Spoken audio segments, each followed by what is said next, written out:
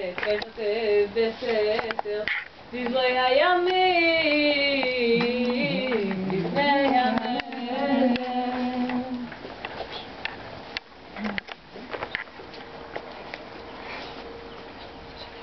אחר הדברים האלה גידל המלך אחשוורוש את המן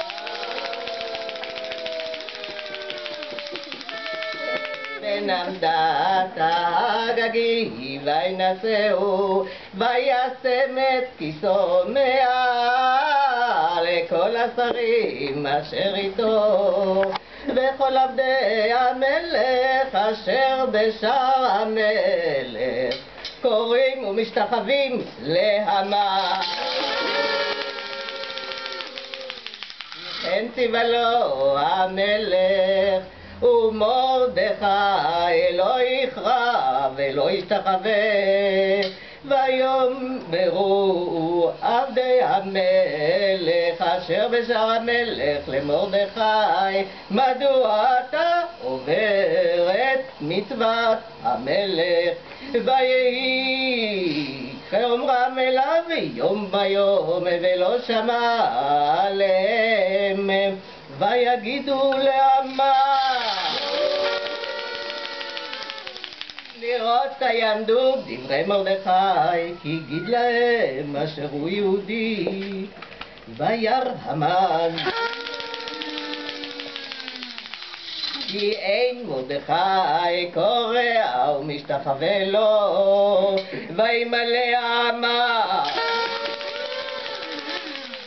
אימה ויבז בעיניו לשלוח יד במרדכי לבדו כי גידו לו את המרדכי ויבקש המן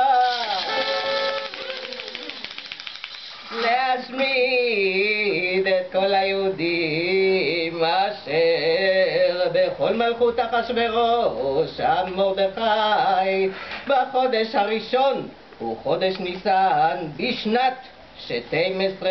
למלך אחשוורוש הפיל את פור הוא הגורל לפני המן מיום ליום ומחודש לחודש 12 הוא חודש אדר ויאמר המן למלך אחשוורוש ישנו עם אחד מפוזר ומפורד בין העמים בכל מדינות מלכותך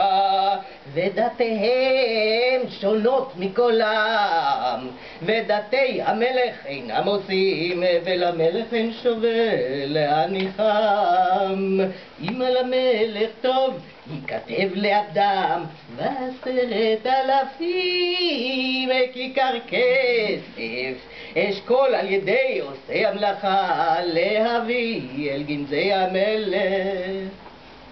ויצר המלך את טבעתו מעל ידו ויתנח להמן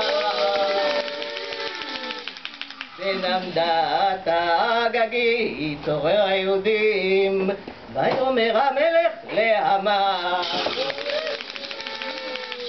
הכסף נתון לך והעם לעשות בו כטוב בעיניך ויקראו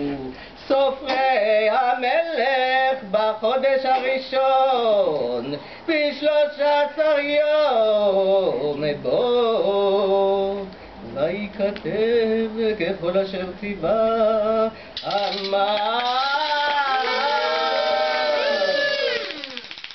אל אחשדר פני המלך ולפחות אשר על מדינה ומדינה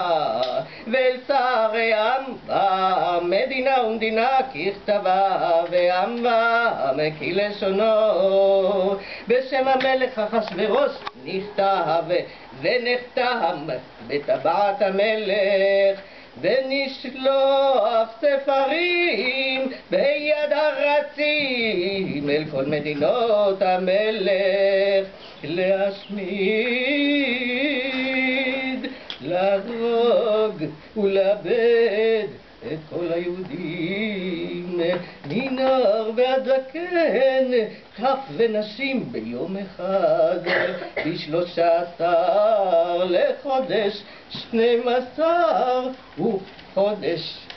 אדר ושלזם לבוז, בת שגן הכתב להינתן דת בכל מדינה ומדינה, גלוי לכל העמים להיות עתידים ליום הזה. הרצים יצאו דחופים בדבר המלך, והדת ניתנה בשושן הבירה, והמלך והמן ישבו לשתות, והעיר שושן נעה